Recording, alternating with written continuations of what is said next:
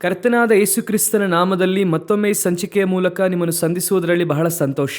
ಅನೇಕ ವಿಧವಾದ ಸುದ್ದಿಗಳು, ಅಂದರೆ ದುಃಖಕರವಾದ ಸುದ್ದಿ ಇದೆ, ಯುದ್ಧಗಳ ಕುರಿತು, ಬರಗಾಲದ ಕುರಿತಾಗಿ ಸುದ್ದಿ ಇದೆ. ಅದರಲ್ಲಿ 4 ಮುಖ್ಯವಾದ ವಿಷಯವನ್ನೇ ನೋಡಲಿದ್ದೇವೆ. ಬನ್ನಿ ನಾವು ಸಂಚಿಕೆಗೆ ಹೋಗೋಣ. ಮೊದಲನೆಯದಾಗಿ ಇಸ್ರಾಯೇಲಿನ ಪಾರ್ಲಿಮೆಂಟ್ ನೆಸೆಟ್ ಎಂಬುದಾಗಿ ಹೇಳುತ್ತಾರೆ. ಅದರಲ್ಲಿ ಒಂದು ರೆಸಲ್ಯೂಷನ್ ಪಾಸ್ ಮಾಡಿದ್ದಾರೆ. ಏನೆಂದರೆ ಯೂದಾಯ ಸಮಾರ್ಯ ಇವೆರಡನ್ನು ಇಸ್ರೇಲ್ ಕಂಟ್ರೋಲ್ ಅಲ್ಲಿ ಪಡೆದು ಅವರ ಆಳ್ವಿಕೆಗೆ ತರುತ್ತಾ ಇದ್ದಾರೆ. ಯೂದಾಯ ಸಮಾರ್ಯ ಅಂದರೆ ಏನು? ಒಂದು ವೇಳೆ ಗೊತ್ತಿಲ್ಲದೆ ಇರಬಹುದು. ನಿಮಗೆ ಈಸಿಯಾಗಿ ಅರ್ಥವಾಗುವ ಹಾಗೆ ಹೇಳುತ್ತೇನೆ. ಪ್ಯಾಲೆಸ್ತೀನರು ವಾಸ ಮಾಡುವುದಕ್ಕೆ ಒಂದು ಸ್ಥಳದಲ್ಲಿ ಕೂಡಿದ್ದಾರೆ. ಅಂದರೆ 1967ರಿಂದ ಅವರಿಗೆ ಅದನ್ನು ವಾಸಸ್ಥಳ ಎಂಬುದಾಗಿ ಹೇಳಲಾಗುತ್ತಿದೆ. ಇನ್ನೂ ಹೇಳಬೇಕಂದ್ರೆ 1948ರಲ್ಲಿ ಆದ ಯುದ್ಧದಲ್ಲಿ ಅವರೆಲ್ಲ ಆಚೆ ಹೋಗುತ್ತಾರೆ. ಅಂದರೆ ಇಸ್ರಾಯೇಲಿನ ಪ್ರಧಾನಿ ಹೇಳಿದ್ದನ್ನು ಕೇಳದೆ ಆಚೆ ಹೋದರು. ಆ ಸ್ಥಳದಲ್ಲಿ ಅವರು ವಾಸ ಮಾಡುತ್ತಿದ್ದಾರೆ. ಅಲ್ಲಿ ಅವರು 70 ವರ್ಷದಿಂದ ವಾಸ ಮಾಡುತ್ತಿರುವುದರಿಂದ ಅದನ್ನು ಅವರು ತಮ್ಮ ದೇಶವಾಗಿ ಸಾವರ್ನಿಟಿ, ಅದನ್ನು ತಮ್ಮದೆಂಬುದಾಗಿ ಅವರು ವಿಶ್ವಸಂಸ್ಥೆಯಲ್ಲಿ ರಿಜಿಸ್ಟರ್ ಮಾಡಿದ್ದಾರೆ. ವಿಶ್ವಸಂಸ್ಥೆಯಲ್ಲಿ ರೆಸಲ್ಯೂಷನ್ ಪಾಸ್ ಆಯಿತು ಅವರಿಗೆ ಕೊಡಬೇಕೆಂದು. ಇದಕ್ಕೆ ಇಸ್ರಾಯೇಲ್ ವಿರೋಧಿಸುತ್ತಾ ಇದೆ. ಇಲ್ಲ, ಅದು ನಮ್ಮ ಸ್ಥಳವೇ, ಇವರು ಹೋಗಿ ಅಲ್ಲಿ ಇರುವುದಕ್ಕೆ ನಾವು ಅನುಮತಿಯನ್ನು ಕೊಟ್ಟಿದ್ದೇವೆ ಅಷ್ಟೇನೆ. ಅದು ಹೇಗೆ ಅವರಿಗೆ ಸ್ವಂತವಾಗುತ್ತೆ? ಅದರಲ್ಲೂ ಕೂಡ ಒಂದು ನ್ಯಾಯ ಇದೆ. ಆದರೆ ಇಸ್ರಾಯೇಲೇ ನಮ್ಮನ್ನು ಆಚೆ ಓಡಿಸಿದ್ದಾರೆ, ಇದೆಲ್ಲ ನಮ್ಮ ಸ್ಥಳವೇ ಎಂಬುದಾಗಿ ಪ್ಯಾಲೆಸ್ತೀನರು ಹೇಳುತ್ತಾ ಇದ್ದಾರೆ. ಇದು ದೀರ್ಘಕಾಲದ ಇತಿಹಾಸ, ನಮ್ಮೆಲ್ಲರಿಗೂ ಗೊತ್ತು. ಆ ರೀತಿ ಇರುವಾಗ ಈ ಯೂದಾಯ ಸಮಾರ್ಯ ಎನ್ನುವಂತಹ ಸ್ಥಳ ಇದೆಯಲ್ವಾ, ಆ ಭಾಗವು ನಮಗೆ ಸ್ವಂತ ಎಂಬುದಾಗಿ ಅವರು ಹೇಳುತ್ತಾ ಇದ್ದಾರೆ. ಈಗ ಅದನ್ನು ಪ್ಯಾಲೆಸ್ತೀನರಿಗೆ ಪ್ರತ್ಯೇಕ ದೇಶವಾಗಿ ಅವರಿಗೆ ಪ್ರಧಾನಿ ಅಧ್ಯಕ್ಷರೆಲ್ಲ ಇದ್ದಾರೆ.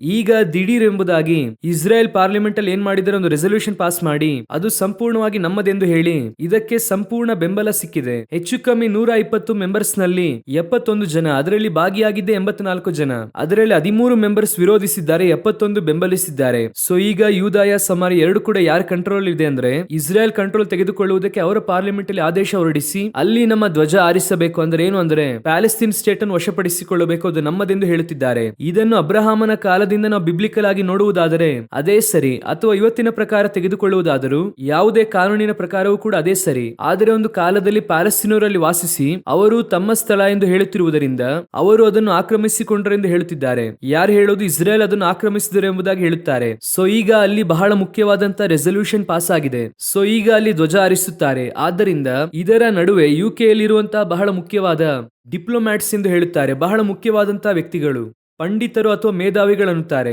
ಇವರೆಲ್ಲ ಏನ್ ಹೇಳುತ್ತಾರೆ ಅಂದ್ರೆ ಅದನ್ನು ಕೂಡಲೇ ಈ 2 ಸ್ಟೇಟ್ ಸೊಲ್ಯೂಷನ್, ಅಂದ್ರೆ ಯೆರೂಸಲೇಮನ್ನು 2 ಭಾಗವಾಗಿ ವಿಭಾಗಿಸಿ ಅರ್ಧ ಭಾಗವನ್ನು ಪ್ಯಾಲೆಸ್ತೀನರಿಗೆ. ಈಗ ಇವರೇನ್ ಹೇಳ್ತಾರೆ, ಪ್ಯಾಲೆಸ್ತೀನ್ ಎನ್ನುವುದು ದೇಶವೇ ಅಲ್ಲ, ಆ ಯೂದಾಯ ಸಮಾರ್ಯ ಎಲ್ಲಿದೆ ಎಂದು ಹೇಳುತ್ತಾರೆ. ಇದರ ನಡುವೆ ಇಂತಹ ಸಂಭವ ನಡೆಯುತ್ತಾ ಇದೆ. ಅಂದ್ರೆ ಇಡೀ ಪ್ಯಾಲೆಸ್ತೀನ್ ನಮಗೆ ಸ್ವಂತ ಎಂಬುದಾಗಿ ಹೇಳುತ್ತಿದ್ದಾರೆ.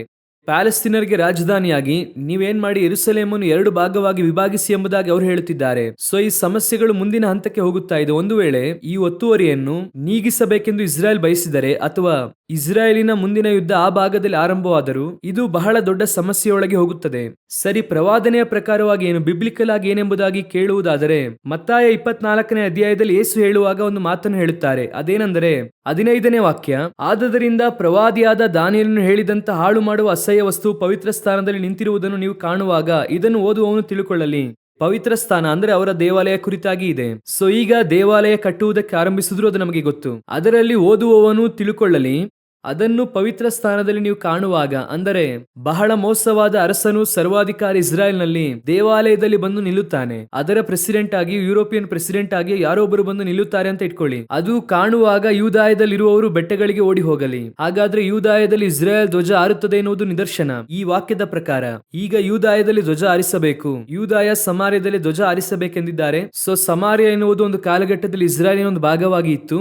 ಸಮಾರ್ಯವನ್ನು ರಾಜಧಾನಿಯಾಗಿ ಕೂಡ ಇಟ್ಟಿದ್ದರು. 12 ಕುಲಗಳಲ್ಲಿ 10-2 ಎಂಬುದಾಗಿ ವಿಭಾಗವಾಗುವಾಗ ಒಂದು ಗುಂಪಿನವರಿಗೆ ಸಮಾರ್ಯ ರಾಜಧಾನಿ ಆಗಿತ್ತು. ಇದರ ಕುರಿತು ಅನೇಕ ಇದೆ. ಆದರೆ ಈಗ ಸಮಸ್ಯೆ ಆರಂಭವಾಗಿದೆ. ಇವರು ಅದರ ನಡುವೆ ತಮ್ಮ ವಶಕ್ಕೆ ತರಬೇಕೆಂದು ಬಯಸುತ್ತಿದ್ದಾರೆ. ಇದನ್ನೇ ಈ ಕಾರ್ಯಕ್ರಮದಲ್ಲಿ ಹೇಳಲು ಬಯಸುತ್ತೇವೆ. ಇದರ ಅಪ್ಡೇಟ್ ಅನ್ನು ಬರುವ ದಿನದಲ್ಲಿ ಹೇಳುತ್ತೇವೆ. ಮುಂದೆ ಬಹಳ ಮುಖ್ಯವಾಗಿ ಇಸ್ರಾಯೇಲಿನ ಇನ್ನೊಂದು ವಿಷಯವನ್ನು ನೋಡಲಿದ್ದೇವೆ.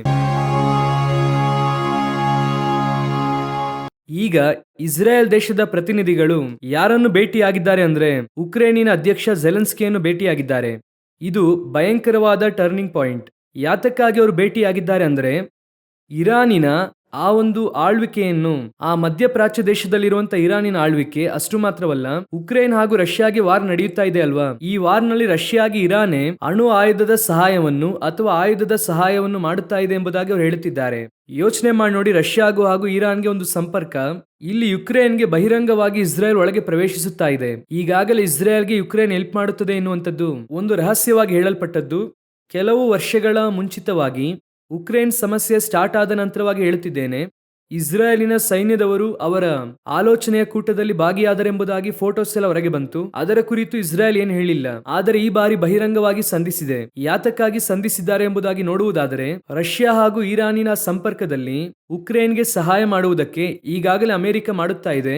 ಅಮೆರಿಕ ಅಧ್ಯಕ್ಷ ಟ್ರಂಪ್ ಒಳಗೆ ಬಂದು ಸಹಾಯ ಮಾಡುತ್ತೇನೆ ಎಂಬುದಾಗಿ ಹೇಳಿದ್ದಾರೆ. ಈಗ ಮತ್ತೆ ಇಸ್ರೇಲ್ ಬರುತ್ತಾ ಇದೆ. ಆಟೋಮೆಟಿಕ್ ಆಗಿ ಇಸ್ರೇಲ್ ಹಾಗೂ ರಷ್ಯಾಗೆ ನೇರವಾಗಿ ಯುದ್ಧ ಆರಂಭವಾಗುವುದಕ್ಕೆ ಕಾರಣ ಉಂಟಾಗುತ್ತಾ ಇದೆ. ಇದನ್ನ ನಿಮಗೆ ಹೇಳಲು ಬಂದೆ. HK 38-39 ಎಂಬುದಾಗಿ ಹೇಳುತ್ತಾ ಇದ್ದೇವೆ ಅಲ್ವಾ, ರಷ್ಯಾ ಇಸ್ರೇಲ್ಗೆ ವಿರುದ್ಧವಾಗಿ ಬರಬೇಕೆಂದು. ಈಗ ಒಂದು ಒಳ್ಳೆಯ ಕಾರಣ ರಷ್ಯಾಗೆ ಸಿಕ್ಕಿದೆ ಇಸ್ರೇಲ್ ವಿರುದ್ಧವಾಗಿ ಬರುವುದಕ್ಕೆ. ಒಂದು ವೇಳೆ ಇದರಲ್ಲಿ ಯುಕ್ರೇನ್ಗೆ ನೇರವಾಗಿ ಯುದ್ಧದಲ್ಲಿ ಇಸ್ರೇಲ್ ಸಹಾಯ ಮಾಡುವಾಗ ರಷ್ಯಾ ಇಸ್ರೇಲ್ಗೆ ವಿರುದ್ಧವಾಗಿ ಒಳಗೆ ಇಳಿಯುತ್ತದೆ. ಆಟೋಮೆಟಿಕ್ ಆಗಿ ಇರಾನ್, ಅರಬ್ ದೇಶಗಳೆಲ್ಲ ಬರುತ್ತದೆ. ಇದರ ನಡುವೆ ಇಸ್ರಾಯೇಲ್ ಮತ್ತೆ ಇರಾನ್ ಅನ್ನು ತಾಕುತ್ತವೆ ಎಂಬುದಾಗಿ ಹೇಳುತ್ತಾ ಇದ್ದಾರೆ. ಆ ರೀತಿ ತಾಕುದ್ರೆ ಇಸ್ರಾಯೇಲಿನ ಹಾರ್ಟ್, ಇಸ್ರಾಯೇಲಿನ ಕೇಂದ್ರ ಭಾಗವನ್ನು ಇಲ್ಲದಂತೆ ಮಾಡುತ್ತೇವೆ ಎಂಬುದಾಗಿ ಹೇಳುತ್ತಿದ್ದಾರೆ. ಮತ್ತೆ ಸಮಸ್ಯೆಯು ಉದ್ಭವವಾಗಿದೆ. ಸೊ ಪುನಃ ಮಧ್ಯಪ್ರಾಚ್ಯ ದೇಶಗಳಲ್ಲಿ ಬಹಳ ವೇಗವಾಗಿ ಯುದ್ಧದ ಪರಿಸ್ಥಿತಿಗಳು, ಸತ್ಯವೇದದಲ್ಲಿ ಹೇಳಲ್ಪಟ್ಟ ಕಡೆಯ ಕಾಲದ ಮುಖ್ಯ ಗುರುತುಗಳು ಬಹಿರಂಗವಾಗಿ ತಿಳಿಯುವುದಕ್ಕೆ ಆರಂಭವಾಗಿದೆ. ಕರ್ತನ ಚಿತ್ತವಾದರೆ ಇದರ ಕುರಿತಾದ ಅಪ್ಡೇಟ್ಸ್ ಅನ್ನು ಬರುವಂತಹ ದಿನಗಳಲ್ಲಿ ನಮಗೆ ಹೇಳುತ್ತೇವೆ. ನಾವು ಮುಂದೆ ಬಹಳ ಮುಖ್ಯವಾದ ಪ್ರವಾದನೆಯ ನೆರವೇರುವಿಕೆಯನ್ನು ನೋಡಲಿದ್ದೇವೆ. ಇದು ಸ್ವಲ್ಪ ಮನಸ್ಸಿಗೆ ಕಷ್ಟಕರವಾದ ವಿಷಯ, ಆದರೆ ಈಗಾಗಲೇ ಇದರ ಕುರಿತಾಗಿ ಅನೇಕ ಮಾತನಾಡಿದ್ದೇವೆ. ಪುನಃ ಅದರ ಕುರಿತಾಗಿ ಹೇಳಲು ಬಯಸುತ್ತೇನೆ, ಯಾಕಂದ್ರೆ ಇದು ಅದರ ಅಪ್ಡೇಟ್ ಆಗಿದೆ. ಯೆಶಾಯ ಪ್ರವಾದನೆಯ ಪುಸ್ತಕ 14ನೇ ಅಧ್ಯಾಯದಲ್ಲಿ 29ನೇ ವಾಕ್ಯದಿಂದ ಬಹಳ ಮುಖ್ಯವಾದ ಪ್ರವಾದನೆ ಇದೆ. ಎಲೆ ಎಲ್ಲಾ ಫಿಲಿಸ್ಟಿಯರೇ, ನಿಮ್ಮನ್ನು ಹೊಡೆದ ಕೋಲು ಮುರಿದು ಹೋಯಿತೆಂದು ಉಲ್ಲಾಸಗೊಳ್ಳದಿರಿ. ಹಾವಿನ ಬೀಜದಿಂದ ಮಹಾನಾಗ ಉಂಟಾಗುವುದು, ಆ ಬೀಜದ ಸಂತತಿಯು ಹಾರುವ ಅಗ್ನಿಮಯ ಸರ್ಪವೇ. ನನ್ನ ಜನರಲ್ಲಿ ಬಡತನದ ಹಿರಿಯ ಮಕ್ಕಳಿಗೂ ಪೋಷಣೆಯಾಗುವುದು. ದಿಕ್ಕಿಲ್ಲದವರು ನಿರ್ಭಯವಾಗಿ ಮಲಗಿಕೊಳ್ಳುವರು. ನಿಮ್ಮ ಸಂತಾನವನ್ನು ಕ್ಷಾಮದಿಂದ ಸಾಯಿಸುವೆನು. ಈ ವಾಕ್ಯ ಗಮನಿಸುವುದಾದರೆ, ನಿಮ್ಮ ಸಂತಾನವನ್ನು ಕ್ಷಾಮದಿಂದ ಸಾಯಿಸುವೆನು, ನಿಮ್ಮಲ್ಲಿ ಉಳಿದವರನ್ನು ಕೊಲ್ಲುವುದು. ಒಂದು ಬರಗಾಲ ಇನ್ನೊಂದು ಕೊಲ್ಲುತ್ತಾರೆ. ಈ ಮಾತು ಹಾಗೆಯೇ ಇಂದು ನಡೆದಿದೆ. ಗಾಜಾದಲ್ಲಿ ಬಹಳ ದೊಡ್ಡ ಕ್ಷಾಮ. ಒಂದು ಅಮ್ಮ ಈ ರೀತಿಯಾಗಿ ಹೇಳಿದ್ದಾರೆ ಎಂಬುದಾಗಿ BBC ನ್ಯೂಸ್ ಅಲ್ಲಿ ಬಂದಿದೆ. ಏನ್ ಹೇಳಿದ್ದಾರೆ ಅಂದ್ರೆ, ನನ್ನ 4 ಮಕ್ಕಳಿಗೆ ನಾನು ಆಹಾರವನ್ನು ಕೊಡಬೇಕು, ಆಹಾರವೇ ಇಲ್ಲ. ಆ ಒಂದು ಹೊತ್ತು ಊಟ ಪಡೆಯುವುದಕ್ಕಾಗಿ ನಾನು ಪ್ರಾಣ ಒತ್ತೆ ಇಟ್ಟು ಆಹಾರ ವಿತರಿಸುತ್ತಾರಲ್ಲ, ನಾನು ಅಲ್ಲಿ ಹೋಗಿ ತೆಗೆದುಕೊಳ್ಳುತ್ತೇನೆ. ಅಲ್ಲಿ ನಾನು ಸತ್ತರೂ ಪರವಾಗಿಲ್ಲ, ನನ್ನ ಮಕ್ಕಳಿಗೆ ಒಂದು ಹೊತ್ತು ಆಹಾರ ಸಿಕ್ಕಿದ್ರೆ ಸಾಕು ಅನ್ನುತ್ತಾರೆ. ಈ ಪ್ರವಾದನೆ ಅಲ್ಲಿ ಹಾಗೆ ನೆರವೇರುತ್ತಾ ಇದೆ. ಬಹಳ ಮೋಸಕರವಾದ ಬರಗಾಲದ ಪರಿಸ್ಥಿತಿಯಲ್ಲಿದೆ. ಇಲ್ಲಿಯ ತನಕ ಮಾತ್ರ 2023ರಿಂದ 2025ರಷ್ಟರಲ್ಲಿ 50,000 ಮಕ್ಕಳಿಗೂ ಮೇಲ್ಪಟ್ಟು ಸತ್ತಿದ್ದಾರೆ ಎಂಬುದಾಗಿ ಒಂದು ರಿಪೋರ್ಟ್ ಹೇಳಲಾಗುತ್ತಾ ಇದೆ. ಇದೆಲ್ಲದಕ್ಕೂ ಅವರೇ ಕಾರಣ, ಇವರೇ ಕಾರಣ ಎಂಬುದಾಗಿ ಒಬ್ಬರ ಮೇಲೆ ಒಬ್ಬರು ಆಪಾದನೆ ಮಾಡುತ್ತಿದ್ದಾರೆ. ಇಸ್ರೇಲ್ ಆಹಾರ ಕೊಡದಂತೆ ತಡೆಯುತ್ತಾ ಇದ್ದಾರೆ ಎಂಬುದಾಗಿ ಒಂದು ಕಡೆ ಹೇಳುತ್ತಿದ್ದಾರೆ. ಆದರೆ ಇನ್ನೊಂದು ಕಡೆ ಇಸ್ರೇಲ್ ಹೇಳುತ್ತದೆ, ನಾವೇ ವಿತರಿಸುತ್ತಾ ಇದ್ದೇವೆ, ಇವರಿಗೆ ಆಹಾರ ನಮ್ಮನ್ನು ದಾಟಿ ತಾನೇ ಬರಬೇಕು, ನಾವು ಕೊಡದೇ ಇದ್ದರೆ ಹೇಗೆ ನಿಮಗೆ ಆಹಾರ ಸಿಗುತ್ತದೆ, ಇಷ್ಟು ಜನ ಹೇಗೆ ತಿನ್ನುತ್ತಾ ಇದ್ದಾರೆ ಎಂಬುದಾಗಿ ಇಸ್ರೇಲ್ ಹೇಳುತ್ತದೆ.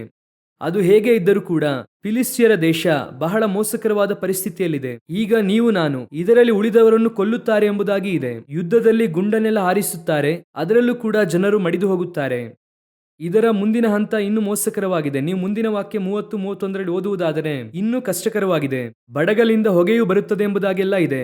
ಇನಿ ಸಂಧಿಸಬೇಕಾಗಿರುವ ಒಂದು ಯುದ್ಧ ಸ್ಥಳವಾಗಿರುವಂತಹ ಫಿಲಿಸ್ಟಿಯಾದಲ್ಲಿರುವಂತಹ ಗಾಜಾ ಭಾಗ ಬಹಳ ಮೋಸಕರವಾದ ಹಂತವನ್ನು ತಲುಪುವುದಕ್ಕೆ ಅವಕಾಶ ಇದೆ. ನಾವು ಬಹಳ ಮುಖ್ಯವಾಗಿ ಪ್ರಾರ್ಥಿಸುವ ಹಂತದಲ್ಲಿದ್ದೇವೆ. ಈ ಜನರಿಗೋಸ್ಕರ, ನಮ್ಮ ಪ್ರಕಾರವಾಗಿ ಎಲ್ಲರಿಗೂ ಸಮಾಧಾನ, ಎಲ್ಲರಿಗೋಸ್ಕರವಾಗಿ ಯೇಸು ರಕ್ತ ಸುರಿಸಿದ್ದಾರೆ, ಎಲ್ಲರನ್ನು ಕೂಡ ಯೇಸು ಪ್ರೀತಿಸುತ್ತಾರೆ. ಅದರಲ್ಲಿ ಇಸ್ರಾಯೇಲ್ ಪ್ಯಾಲೆಸ್ತೀನ್ ಎನ್ನುವುದಕ್ಕಿಂತ ಎಲ್ಲರ ರಕ್ಷಣೆ ಬಹಳ ಮುಖ್ಯವಾಗಿದೆ. ಒಂದು ಪ್ರಾರ್ಥನಾ ಮನವಿಯೊಂದಿಗೆ ಮುಗಿಸಲು ಬಯಸುತ್ತೇನೆ. ಇವರಿಗೋಸ್ಕರ ಪ್ರಾರ್ಥಿಸಿರಿ, ಅಲ್ಲಿ ಸಮಾಧಾನ ಬರಬೇಕು. ಒಂದು ಕಾಲದಲ್ಲಿ ಶ್ರೀಲಂಕಾಗಾಗಿ ಬಹಳ ಪ್ರಾರ್ಥನೆ ಮಾಡಿದ್ವಿ, ಅಲ್ಲಿ ಸಮಸ್ಯೆ ಉಂಟಾದಾಗ. ಈಗ ಅಲ್ಲಿ ಸಮಾಧಾನ ಬಂದಿದೆ. ತಿನ್ನುವಷ್ಟರ ಮಟ್ಟಿಗೆ ಬೆಲೆ ಎಲ್ಲ ದುಬಾರಿಯಾಗಿದೆ, ಆದ್ರೆ ತಿನ್ನುವಷ್ಟರ ಮಟ್ಟಿಗಾದರೂ ಸಮಾಧಾನ ಇದೆ. ಅದೇ ರೀತಿ ಇಲ್ಲೂ ಕೂಡ ಅಂತಹ ಒಂದು ಸಮಾಧಾನ ಬರಬೇಕು. ಅದಕ್ಕಾಗಿ ಪ್ರಾರ್ಥಿಸಿರಿ. ಕರ್ತನ ಚಿತ್ತವಾದರೆ ಇನ್ನೊಂದು ಸಂಚಿಕೆಯಲ್ಲಿ ನಿಮ್ಮನ್ನು ಸಂಧಿಸುತ್ತೇವೆ. God bless you.